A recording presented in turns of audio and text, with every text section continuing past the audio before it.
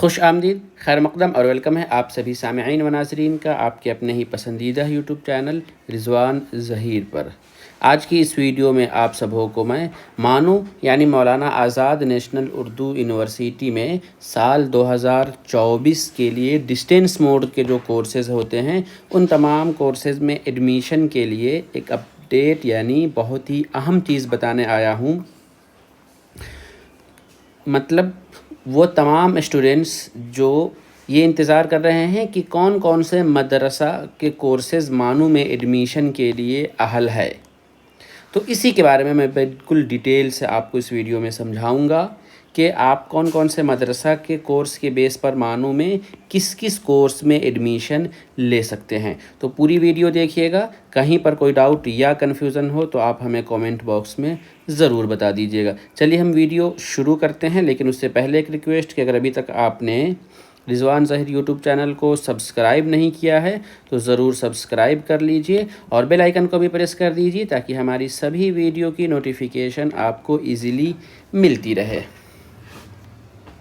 सबसे पहले तो आपको हम ये बताना चाह रहे हैं कि ये मदरसा आखिर है क्या। तो आप सभी जानते हैं कि हिंदुस्तान में बहुत सारे ऐसे स्टूडेंट, बहुत सारे ऐसे तलबा है जो बचपन से ही किसी स्कूल या फिर कॉलेज में पढ़ाई हासिल नहीं कर पाते हैं, उन्हें मौका नहीं मिलता है, बल्कि उन्हें वो दीनी मदारिस में दीनी मदारिस में तालीम हासिल करते हैं, जिस तालीम को हम आसरी तालीम भी कहते हैं। क्या कहते हैं? आसरी तालीम।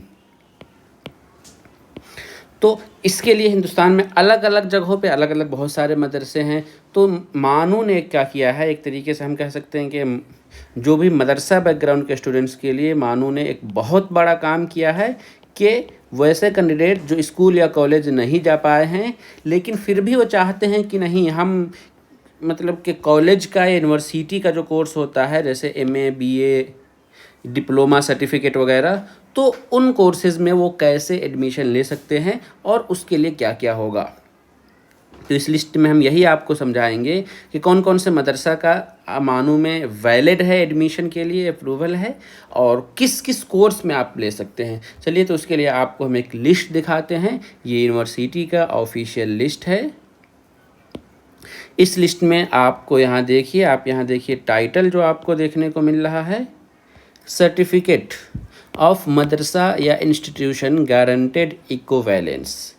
मतलब कि मानू ने अपने यहाँ कौन से मदरसा या इंस्टीट्यूशन को एडमिशन के लिए गारंटेड यानी अप्रूवल दिया है। एक चीज़ ये तो पूरी आपको लिस्ट यहाँ पे दिखाई दे रही है। एक कन्फ्यूज़न दूर कर दूँ कि बहुत सारे स्टूडेंट्स ऐसे होंगे जो कहेंगे कि वो उन्होंने स्कूल या कॉलेज से किया है तो उसका नाम तो यहाँ नहीं दिखा रहा, तो क्या वो लोग एडमिशन ले पाएंगे या नहीं? तो देखिए, उनके पास तो कोई मसला है ही नहीं, क्योंकि उनका तो ऑलरेडी कोर्स वैलिड है ही। कॉलेज यानी स्कूल से आप जब कर रहे हैं तब तो आपका वैलिड ही है। प्रॉब्लम सिर्फ आपका मदरसा वाले के साथ है ना, कि मदारिस तो हिंदुस्तान में हज़ारों हैं, लेकिन उस हज़ारों में से या लाखों में से मानू ने लगभग 350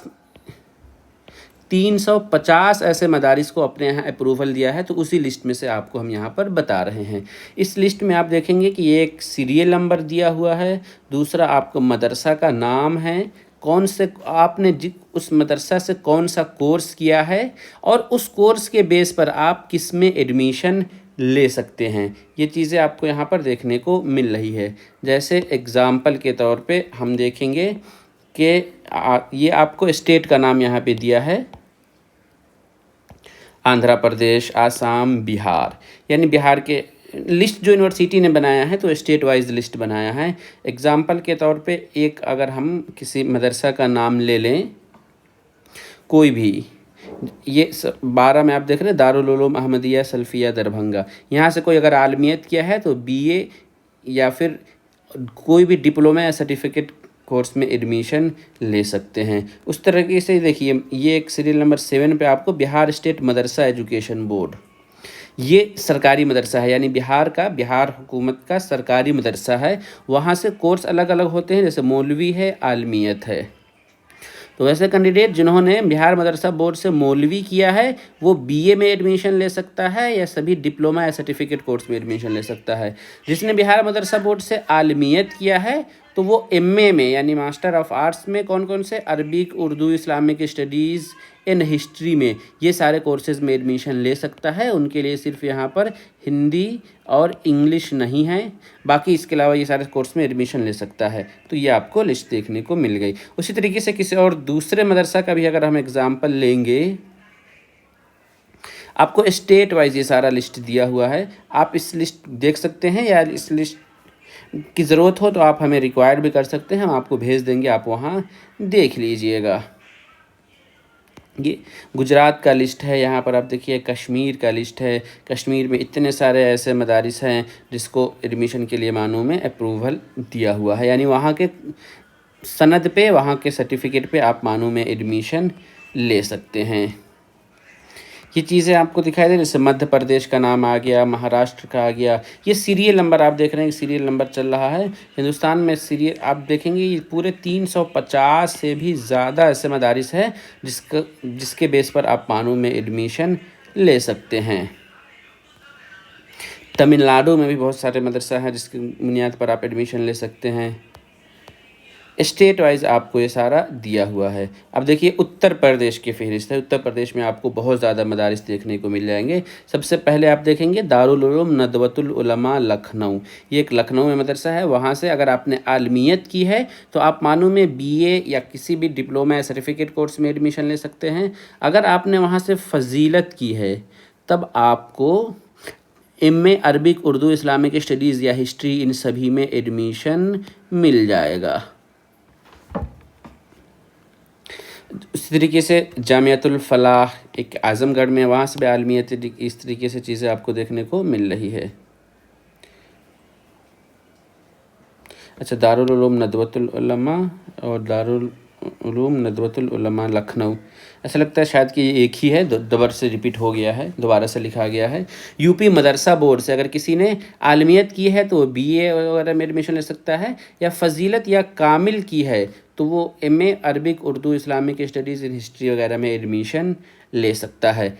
दारुल उलूम देवबंद सहारनपुर, ये एक लिस्ट आपको यहाँ पर दिखाई मिल रहा है। यहाँ से अगर किसी ने फजीलत का कोर्स किया है तो वो मानू में MA Arabic, Urdu, Islamic studies in history में से किसी में भी एडमिशन ले सकता है। एक कन्फ्यूज़न आपका यहाँ पर भी होगा कि क्या हम, जैसे ये दारुल उलूम सहारनपुर है तो यहाँ तो सिर्फ फजीलत के बाद आपको मास्टर लेवल पे एडमिशन के लिए दिया है, तो क्या अगर हम बीए करना चाह रहे हैं तो बीए में एडमिशन ले सकते हैं? हाँ बिल्कुल, बीए में भी आप एडमिशन, बीए में तो, बीए तो इससे छोटा है ना, तो बीए में तो आप बिल्कुल ले ही सकते हैं, और एमए भी आप ले सकते हैं।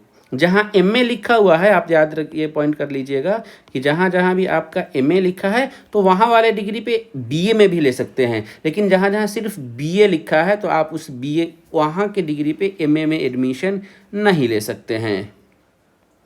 जैसे एक है दारुल उलूम फैज़ुर रसूल सिद्धार्थनगर में, ये एक मदरसा है। इस मदरसा से किसी ने आलमियत किया है तो वो सिर्फ बीए में ले सकता है, एमए में नहीं ले सकता है। लेकिन जैसे एक मज़ाहिरुल उलूम सहारनपुर है, यहाँ के फजीलत पे आप एमए में ले सकते हैं, तो एमए तो ले ही सकते हैं, लेकिन अगर आप चाह रहे हैं कि नहीं हम पहले बीए करें तब एमए करें तो आप बीए में भी ले सकते हैं। ये पॉइंट आप नोट कर लीजिएगा। तो ये सारे मदारिस की लिस्ट है, इस लिस्ट को आप देख लीजिए।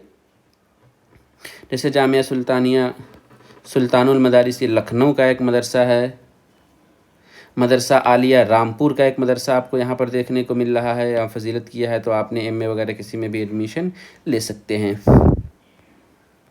कुछ मदारिस में आपको देखने को मिल रहा है कि आलमियत और फजीलत दो अलग अलग दिया हुआ है, तो ये सारे मदारिस दो लेवल के कोर्स कराते हैं, इस वजह से आपको ऐसा देखने को मिला है। तो अगर आप वहाँ से आलमियत की डिग्री ली है तो आप बीए में एडमिशन हो जाएगा, फजीलत की डिग्री ली है तो एमए में एडमिशन आपका हो जाएगा। ठीक, ये सारे आपको मदारिस की फहरिस्त देखने को मिल रहे हैं। लगभग आपको 350 ऐसे मदारिस है, यानी यूपी क्या कहते हैं, उत्तर प्रदेश का आपको यहाँ पर तो ये ख़त्म हो गया। अच्छा हाँ, एक चीज़ आप और देख सकते हैं कि मदारिस का लिस्ट तो आपको देखने को मिल गया, लेकिन आप अगर एमए हिंदी करना चाह रहे हैं तो बहुत सारे ऐसे इंस्टीट्यूशन हैं जिसके बेस पर आप एमए हिंदी में भी एडमिशन ले सकते हैं। जैसे हिंदी साहित्य सम्मेलन इलाहाबाद में एक ये संस्था है, वहाँ से अगर आपने माध्यमा किया हुआ है तो आप एमए हिंदी कर सकते हैं। प्रयाग महिला विद्यापीठ एक है, यहाँ से अगर आपने सरस्वती कोर्स किया हुआ है तो आप एमए हिंदी में एडमिशन। अखिल भारतीय हिंदी परिषद आगरा में एक इंस्टीट्यूशन है, वहाँ से अगर आपने प्रोन्नत किया है तो आप एमए हिंदी में एडमिशन ले सकते हैं।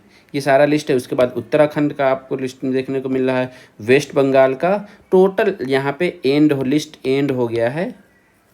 टोटल 353 ऐसे इंस्टीट्यूशन हैं जहाँ के डिग्री पर आप मानू में एडमिशन ले सकते हैं डिस्टेंस मोड के कोर्स में। एग्जाम्पल के तौर पे जैसे ये देखिए, ये एक मदरसा है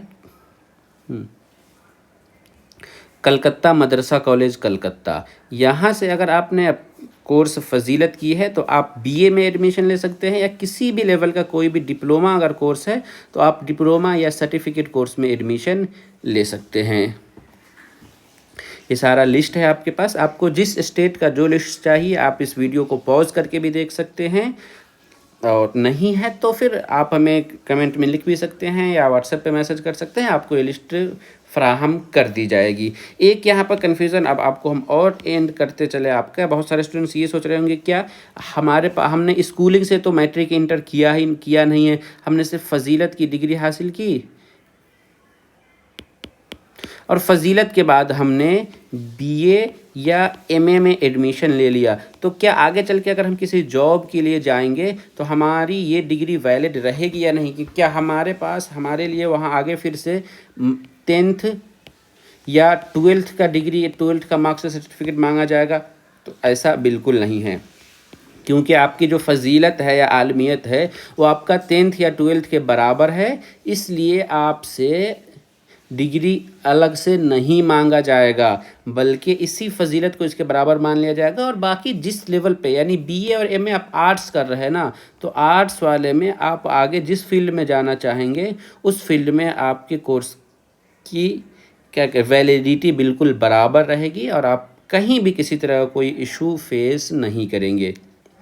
मतलब बहुत सारे स्टूडेंट्स होंगे जो आगे सोच रहे होंगे कि हम टीचर बनना चाह रहे हैं, क्या आगे टीचर बनना चाह रहे हैं, तो टीचर बनने के लिए फिर हमें 10th या 12th चाहिए? तो नहीं, बस आपने मदरसा की जो आलमियत या फजीलत की है उसी के बेस पे आपका हो जाएगा। या बहुत सारे स्टूडेंट्स होंगे जो आगे चल के क्या कहते हैं प्रोफेसर या लेक्चरर बनना चाह रहे हैं, यानी अपने मदरसा से उन्होंने पढ़ाई की, अब मानू में आके उन्होंने बीए एमए किया, फिर पीएचडी किया, तो क्या पीएचडी करने के बाद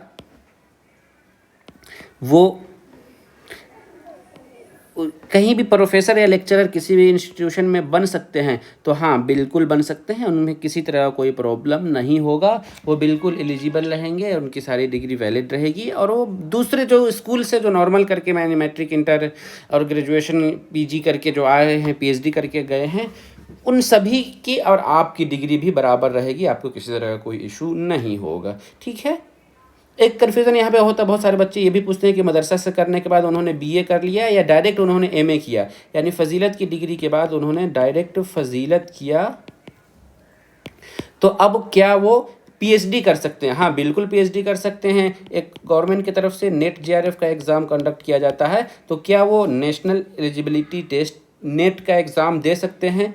हाँ, बिल्कुल दे सकते हैं, उनका नेट वैलिड भी रहेगा, सारी चीज़ें, यानी मतलब नॉर्मल जो दूसरे स्टूडेंट्स करते हैं उसके बराबर आपकी डिग्री रहेगी, आपको कोई इशू नहीं होगा। ठीक है, तो चलिए आज की इस वीडियो में यही बताना था। उम्मीद करता हूँ कि आप सभी लोगों को ये वीडियो पसंद आया हो। अगर वीडियो पसंद आया हो तो वीडियो को लाइक कीजिए, और आप नए हैं, आपने अब तक रिजवान ज़हीर यूट्यूब चैनल को सब्सक्राइब नहीं किया है तो ज़रूर सब्सक्राइब कर लीजिए, और बेल आइकन को भी प्रेस कर लीजिए ताकि हमारी सभी वीडियो की नोटिफिकेशन आपको ईजिली मिलती रहे। हम फिर मिलेंगे इसी तरीके की अगली वीडियो में, तब तक के लिए शुक्रिया। अल्लाह हाफिज़।